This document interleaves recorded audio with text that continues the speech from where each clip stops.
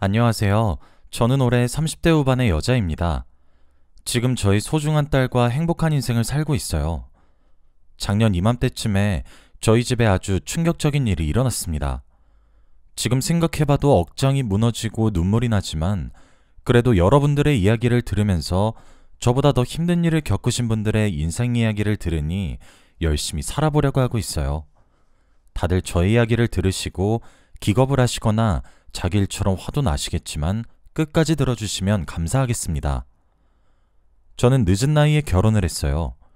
그 당시 사귀던 남자친구와 오래 연애하기도 했고 둘 다 30대가 넘어서 결혼 정년기였기 때문에 결혼을 하기로 결정했던 것 같아요. 이 사람이 너무 좋고 평생 함께하고 싶다는 생각보다는 그저 너무 오래 만났고 다시 새로운 사람을 만나기엔 힘들 것 같아서 한 결혼입니다. 그래서 결혼을 하고 나서도 저희는 신혼생활이 따로 없었어요. 이미 정으로 만나는 사이였고 뜨거운 사랑도 하지 않았거든요. 아무튼 저희는 결혼을 하고 나서 마치 결혼한 지 오래된 노부부처럼 살았습니다. 그래도 결혼이라는 것이 주는 안정감이 좋더라고요. 남편은 평생 제 편일 것 같고 가족이란 것이 생겼다는 게 너무 좋았습니다. 결혼한 지 한 달쯤 되었을 때 저희 부부에게 문제가 생기기 시작했어요. 처음에는 남편의 짓인 줄 모르고 제가 오해한 거라고 생각했습니다. 바로 제 돈이 자꾸 없어지는 거였어요. 결혼한 지 얼마 되지도 않았는데 지갑에 10,000원, 20,000원씩 사라지더라고요. 처음엔 제가 밖에서 흘리거나 잃어버린 줄 알았습니다. 그런데 제가 말을 안 하니까 자꾸 돈이 없어지는 액수가 점점 커지는 거 있죠. 처음에는 10,000원, 20,000원이다가 한 달쯤 지나니까 100,000원, 200,000원씩 없어졌습니다. 제가 카드를 안 쓰고 현금만 들고 다녀서 지갑에 현금이 조금 많아요. 그러다 보니 지갑에 대충 얼마 있는지는 몰랐는데 지갑이 점점 얇아지는 게 느껴지니까 너무 당황스러웠죠. 제 지갑에 돈이 없어지니 의심할 사람은 남편밖에 없었습니다. 사실 남편이 저한테 용돈을 받아서 살고 있어요. 워낙 돈을 흥청망청 쓰는 사람이고 결혼하기 전부터 저한테 경제권이 있었기 때문에 남편은 저에게 적지 않은 액수를 받아서 씁니다. 혹시 용돈이 부족했나 싶었죠. 그런데 한 달, 2달 참으니까 한번 말을 해야 할 것 같아서 남편에게 이제 그만하라고 했습니다. 남편은 미안하다며 시어머니 때문에 어쩔 수 없었다고 합니다. 저는 그게 무슨 말이냐고 꼬치꼬치 캐물으니 남편이 주저하며 말을 했죠. 그게 사실은 엄마가 돈이 요즘 부족하다고 해서. 남편은 제 지갑에 있는 돈을 꺼내서 시어머니한테 드리고 있었습니다. 저는 시어머니한테도 용돈을 드리고 있어요. 솔직히 말해서 다른 며느리가 시어머니한테 드리는 것보다 훨씬 더 많이 드린다고 자부할 수 있습니다. 그런데 남편은 시어머니가 제 지갑에서 돈을 빼라고 했다더군요. 시어머니가 남편에게 집안의 가장이 돼서 와이프 지갑에 손도 못 댔니? 라고 했고 저한테 들키면 시어머니가 다 책임지겠다고 했답니다. 저는 그 말을 듣고 너무 어처구니가 없었어요. 어떻게 자기 아들 며느리 지갑에서 돈을 빼서 쓰라고 당당하게 말할 수 있나요? 정말 그 말을 듣는데 화가 미친 듯이 났습니다. 남편은 제가 화났다는 것을 눈치채고는 다시는 그러지 않겠다고 하더라고요. 당장이라도 시어머니한테 따져 묻고 싶었지만 남편을 보면서 꾹 참았습니다. 정말 남편이 더 이상은 하지 않을 줄 알았죠. 그런데 남편은 다시 돈을 빼돌렸습니다. 바로 자신의 월급에서 말이죠. 어느 날부터 월급날에 들어오는 액수가 적어서 확인해보니 남편이 달마다 몇십만 원씩 빼돌렸더라고요. 남편은 결국 시어머니한테 용돈을 주기 위해 월급에서 돈을 빼갔습니다. 그 모습을 보고 도저히 참을 수 없었어요. 저희가 돈을 줘야 하는 걸 당연하게 생각하시는 것 같았거든요. 남편은 자기가 다 원상복구해놓겠다며 어머니한테는 말하지 말라고 했지만 저는 한 번쯤은 짚고 넘어가야 한다고 생각했습니다. 그래서 그 자리에서 바로 시어머니께 전화를 드렸죠. 전화를 받으시자마자 돈에 대해 말씀드렸어요. 저번에 제 지갑에서 돈을 뺏어 쓰라는 말과 남편의 월급에서까지 돈을 빌려가는 거에 대해서 말이죠. 그런데 시어머니는 오히려 뻔뻔하셨습니다. 어머머, 얘 봐라. 아주 웃기는 년이네. 내가 내 아들 돈 쓰겠다는데 네가 뭔 상관이야? 그리고 남편이 아내 지갑에 손 좀 댈 수 있지. 왜 애를 꽉 잡고 사니? 너 집에서 이렇게 가르쳤니? 어른한테 대들어도 된다고 가르쳤어? 이 말을 듣고 남편이 전화를 끊으려고 제 휴대폰을 뺏으려고 했지만 시어머니는 이에 그치지 않았습니다. 에휴, 애비 없는 년 걷어줬더니 이딴 식으로 갚아? 아이고, 내가 호랑이 새끼를 집안에 들였네. 너 나한테 사과하기 전까진 연락하지 마렴. 이 말을 하시고 전화를 먼저 끊으셨습니다. 정말 어처구니가 없었어요. 시어머니는 제가 잘못했다고 생각을 하셨죠. 그런데 남편은 전화를 끊고 저에게 대뜸 화를 내기 시작했습니다.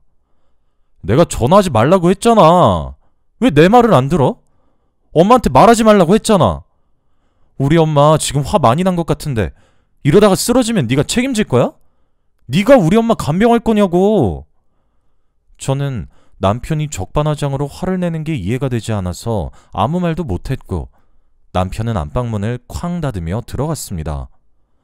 순식간에 벌어진 일에 저는 너무 당황스러웠고 제가 정말 잘못한 건가 싶었어요. 남편과 시어머니 때문에 스트레스를 너무 많이 받았습니다. 말이 안 통하는 인간인 줄 알았죠. 그런데 남편과 냉전 상태였는데 저희에게 놀라운 소식이 찾아왔습니다. 바로 제가 임신을 했다는 소식이었어요. 저와 남편이 싸우기 전에 임신을 한 모양이었고 저는 정말 당황스러웠죠. 과연 남편이 임신을 축하해줄까 싶어 두려웠지만 다행히도 남편은 너무 좋아하더군요. 사실 저희가 임신을 많이 기다렸어요. 둘 다 나이도 있고 아이를 원했기 때문에 너무 감격스러웠죠. 임신으로 인해 다시 남편과 사이가 좋아졌고 저희 부부는 임신에 집중하기로 했습니다. 남편은 병원도 매번 같이 가주고 제가 먹고 싶은 거 하고 싶은 거 다 하게 해줬어요. 제가 새벽에 뜬금없이 과일이 먹고 싶다고 하면 새벽에 어떻게든 나가서 구해주는 사람이었습니다. 그래서 정말 행복했고 제가 이 사람을 많이 사랑한다는 걸 알게 됐죠. 그런데 저는 시댁만 가면 스트레스를 받았습니다. 임신한 저에게 이것저것 자벨들을 시키며 한시도 가만히 앉아있게 못하는 시어머니 때문이죠. 시어머니는 제가 임신하기 전보다 더 괴롭히셨습니다. 충분히 혼자 할 수 있고 남편을 시키면 되는 일이지만 꼭 제가 하게 하셨거든요. 처음에는 배가 나오지 않아서 잘 하긴 했지만 시간이 지날수록 배가 나오니 너무 힘들었습니다. 그런데 이렇게 제가 힘들어하는 거 알면서도 남편은 시댁만 가면 저한테 관심이 없었어요. 제가 깎아준 과일을 소파에 누워서 시어머니와 같이 TV를 보며 하하호호 거리고 있었거든요. 저는 그저 임신한 가정부에 불과했습니다. 정말 속상했고 시댁에 가는 게 너무 싫었죠. 그런데 일주일에 한 번이라도 안 가면 시어머니가 독촉 연락이 어마무시하게 왔습니다. 그러니 제가 안 나갈 수가 있나요? 남편도 자기 집에 가고 싶어 했고 저는 남편의 등살에 밀려 시댁으로 갔습니다. 그런데 제가 한 번은 남편한테 솔직히 털어놓았어요. 그래도 제가 며느리니까 시어머니에게 대놓고 말을 할 수는 없으니 대충 눈치껏 말해달라고 했죠. 제가 임신도 했고 몸이 많이 무거워서 자주 못 갈 것 같다고 말입니다. 남편은 다행히도 알겠다고 했고 집에서 쉬라고 했습니다. 그래서 그 주는 남편 혼자 시댁에 갔어요. 저 혼자 집에서 오랜만에 휴식을 취하는데 너무 행복한 거 있죠? 그리고 남편이 올 시간대쯤 남편에게서 전화가 왔습니다. 아무런 생각 없이 전화를 받으니 목소리가 여자였어요. 바로 시어머니였죠. 야, 어떻게 말을 그렇게 하니? 다 너 생각해서 태교에 좋으라고 시댁에 오라고 한 거 아니야. 남편이 시어머니에게 말을 잘못 전달한 것 같았죠. 그래서 저는 30분 동안 시어머니의 잔소리를 들어야 했습니다. 귀에서 피가 날 것 같았고 정말 임산부한테 이런 못된 말을 해도 되는 건가 싶었습니다. 시어머니는 이렇게 매일 저에게 폭력도 쓰시고 욕도 하시면서 스트레스를 주셨어요. 남편에게 또 속상하다고 말하면 그대로 시어머니한테 일러 바쳤기 때문에 말을 할 수도 없었죠. 그런데 시어머니가 어느 날 저에게 그러셨어요. 원래 항상 무뚝뚝하고 저에게 단답형으로 대답하시는 분께서 갑자기 목소리도 하이톤이었고 웃으면서 말을 하시는 겁니다. 그런데 시어머니는 항상 저에게 부탁을 할 때만 그런 말투를 하세요. 바로 남편의 일자리였습니다. 그런데 너무 뻔뻔하게 욕을 하셨죠. 제가 저희 회사의 팀장으로 있어요. 나름 높은 직책이고 팀장이 되기 위해서 20대를 갈아 넣었다고 해도 과언이 아닐 정도입니다. 그런데 제가 지금 육아휴직을 내고 일을 잠깐 쉬고 있으니 자신의 딸인 시누이를 팀장으로 잠깐 일하면 안 되는 거냐고 하는 겁니다. 솔직히 직책이 장난도 아니고 제 마음대로 사람을 바꿀 수도 없는 건데 애초부터 그런 부탁을 하시는 게 당황스러웠어요. 그래서 처음에는 장난인 줄 알고 당연히 안 된다고 했죠. 웃으면서 넘겼는데 시어머니는 에이, 가족인데 이런 것도 못 해줘? 우리 딸이라서 하는 말이 아닌데. 애가 하나를 가르치면 열을 하는 애야. 너가 1시간만 인수인계 해줘도 척척 해낼걸? 이라고 했죠. 애초부터 말이 안 되는 부탁이었습니다. 그래서 저는 당연히 거절을 했죠. 그런데 제가 계속 거절을 하니 시어머니가 화를 내시기 시작했습니다. 왜 못해주냐고 하면서 말이죠. 여러분은 이게 이해가 가시나요? 제 회사도 아니고 저를 대신해서 다른 사람을 일자리에 넣는 건 말이 안 되잖아요. 제가 아르바이트를 하는 것도 아니고 말입니다. 그리고 제가 시누이를 아는데 절대 이 일을 할 수 있는 사람이 아니에요. 시어머니가 왜 화를 내시는지는 이해가 전혀 되진 않았지만 정말 막무가내였습니다. 시어머니가 뒤끝도 있으셔서 거의 한 달간을 가족보다 회사가 먼저인 년이란 별명을 달고 살아야 했죠. 저는 시간이 지날수록 배가 더 불러왔어요. 주위에서 성별이 뭐냐고 물어봤지만 저는 일부러 대답해주지 않았습니다. 사실 의사 선생님께 말해주지 말라고 부탁드렸어요. 솔직히 여자 남자 다 상관이 없기도 했고 성별에 의미를 두고 싶지 않았거든요. 그런데 시어머니는 무조건 아들이어야 한다고 했습니다. 딸은 가족 취급도 안 할 거라는 무시무시한 말도 하셨죠.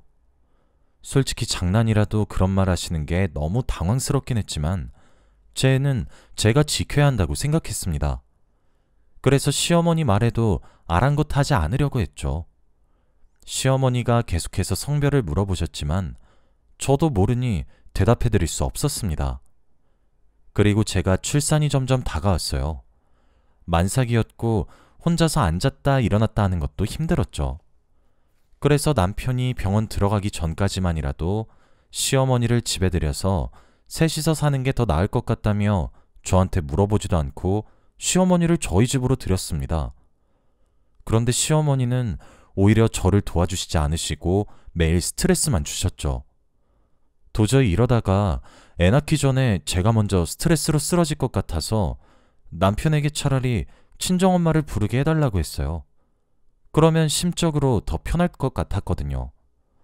남편도 저의 부탁을 들어줬고 저의 어머니가 다음날 아침에 오기로 했습니다. 그런데 제가 그날 밤부터 배가 너무 아프더라고요. 왠지 모르게 새벽에 출산을 할 것 같은 기분이었어요. 그래서 저희 어머니에게 전화를 드렸어요. 새벽에 출산을 해도 새벽에 운전을 하면 힘드니까 아침에 천천히 오라며 말이죠. 그런데 시어머니가 전화를 하고 있는데 갑자기 멀리서 사돈, 지금 며느리가 곧 출산할 것 같은데 왜 이렇게 느긋해요? 누가 보면 친딸 아닌 줄 알겠어? 라고 했죠. 저는 그 말을 듣고 너무 당황스러웠습니다. 어떻게 장난이라도 그런 말을 함부로 할 수 있나요? 저희 어머니는 그 말을 듣고 지금 당장 온다고 했습니다. 제가 아무리 말려도 어머니는 택시 타고 바로 온다고 하셨죠. 그런데 전화를 끊자마자 제 뱃속에 신호가 오기 시작했습니다. 남편은 바로 병원을 가자고 했고 저는 식은땀을 줄줄 흘리며 산부인과로 갔죠. 그리고 아이를 출산했습니다. 정말 다신 겪고 싶지 않은 고통이었어요. 그리고 저는 예쁜 공주님을 얻게 되었습니다. 저는 아들과 딸 중에 어떤 성별이든 상관없었지만 그래도 마음속으로는 내심 딸이었으면 하는 바람이 있었어요. 그런데 정말 딸이 나와줘서 너무 기분이 좋았죠. 병실에 옮겨지니 남편밖에 없었습니다. 시어머니는 딸이라는 소식을 듣고 바로 병원을 나갔다고 하더라고요. 그런데 제가 정신을 겨우 차리고 있는데 남편의 표정이 좋지 않았습니다. 딸이 생겼는데 왜 이렇게 울상이냐고, 웃어야 하는 거 아니냐고 장난식으로 말했더니 남편이 갑자기 충격적인 말을 하기 시작했어요. 방금 병원에서 연락받았는데 장모님 교통사고 나셨대. 지방에서 서울로 올라오던 택시가 급하게 가다가 교통사고를 당했다고 했습니다. 지금은 수술을 하고 있다고 했고 심각한 상황이라고 했죠. 그 말을 듣고 저는 머리를 망치로 한 대 맞은 기분이었습니다. 어떻게 이런 일이 생길 수 있나요? 불과 몇 시간 전까지만 해도 저와 통화를 했던 엄마가 지금 수술대 위에 있다고 하니 정말 미칠 노릇이었습니다. 지금 당장 어머니한테 가고 싶었지만 몸이 마음대로 움직이지 않았어요. 마음은 미친 듯이 병원으로 향하는데 갈 수가 없었죠. 그래서 산후조리를 정말 우울하게 했습니다. 어머니가 병원에서 의식이 없다고 했고 제가 병실에 들어가지를 못하니 너무 답답했죠. 그래서 산후조리가 끝나고 이제 제대로 걸어다닐 수 있을 때쯤 바로 어머니한테 갔어요. 거의 한 달 동안 못 봐서 그런지 정말 많이 말랐더라고요. 제가 어머니를 보고 손을 잡고 그날 엄청 많이 울었습니다. 그런데 제가 손을 맞잡고 어머니 옆에서 잠이 들었는데 어머니는 드디어 제 얼굴을 봤으니 됐다는 말이었는지 그날 새벽에 돌아가셨어요. 바로 제가 옆에서 자고 있는 그날 말이죠. 저는 출산을 하고 얼마 지나지 않아 장례식장을 갔습니다. 정말 눈물이 미친 듯이 났어요. 어머니가 새벽에 오지만 않았어도 죽지 않았을 거란 생각이 들었습니다. 계속해서 머릿속에는 시어머니가 떠올랐죠. 그리고 장례식 날 시어머니가 오셨습니다. 제가 출산을 하고 딸을 낳았다는 것 때문에 한 번도 저를 찾아오시지 않았는데 장례식장에는 오셨더라고요. 저는 시어머니를 붙잡고 울분을 토해냈습니다. 당신이 우리 엄마 죽였어. 새벽에 오라고만 하지 않았으면 우리 엄마 교통사고 안 났다고. 이 말을 하며 펑펑 울었죠. 그런데 시어머니는 제 뺨을 내리쳤습니다. 어디서 이게 어른한테. 네 엄마가 택시 잘못한 걸 왜 나한테 화풀이야. 네 딸년이 그때 나온다고만 하지 않았으면 네 엄마 새벽에 올 일도 없었잖아. 네 엄마 죽인 건 네 년이야. 네가 딸만 안 낳았어도 네 엄마 안 죽었어. 그 말을 듣고 장례식장에 있는 모든 사람들이 시어머니한테 당장 꺼지라고 했습니다. 거의 내쫓았어요. 시어머니는 역시 그 집안의 그 지인들이네. 못 배운 것들은 상종을 하지 말아야 해. 라고 말했어요. 정말 눈물밖에 나오지 않았고 허무했습니다. 남편은 이미 시어머니 따라 나간 지 오래였죠. 제 옆에는 아무것도 모르는 어린 딸뿐이었습니다. 이런 환경에서 자라게 한 게 너무 미안했죠. 조문객들은 다들 저에게 이혼을 하라고 했고 자신이 잘 아는 변호사를 한둘씩 소개를 시켜줬습니다. 정말 이제는 이혼을 해야겠다 싶더라고요. 딸을 보면서도 이런 가정 환경에서 자라게 하고 싶지 않았습니다. 평생 할머니한테 사랑을 못 받을 바에는 안 받는 게 훨씬 낫다고 생각했죠. 그래서 장례식을 혼자 다 치른 후 남편에게 이혼을 요구했습니다. 물론 양육권도 제가 다 가지고 말이죠. 남편은 이 사실까지 시어머니한테 일러 바쳐서 제가 또 욕먹게 했습니다. 제가 집안을 다 망쳐놨니 이런 엄마를 둔 딸이 불쌍하다느니 하면서 말이죠. 저는 한 귀로 듣고 한 귀로 올렸고 모든 전화 내용을 녹음하여 소송에 사용했습니다. 다행히도 이혼 소송은 제가 승소를 했고 양육권도 제가 가지고 왔어요. 이제 딸과 행복하게 사는 일만 남았습니다. 지금은 1년 전 일이지만 그 당시에는 정말 힘들고 왜 이런 시련이 저에게 왔나 싶었어요. 그런데 아마 그 일이 없었다면 지금의 저도 없었겠죠. 저희 어머니가 많이 불쌍하고 보고 싶긴 하지만 딸을 보면서 참아보려고요. 혼자서 육아라는 게 힘들긴 하지만 심적으로 많이 편합니다. 저의 이야기는 여기까지예요. 들어주셔서 감사합니다.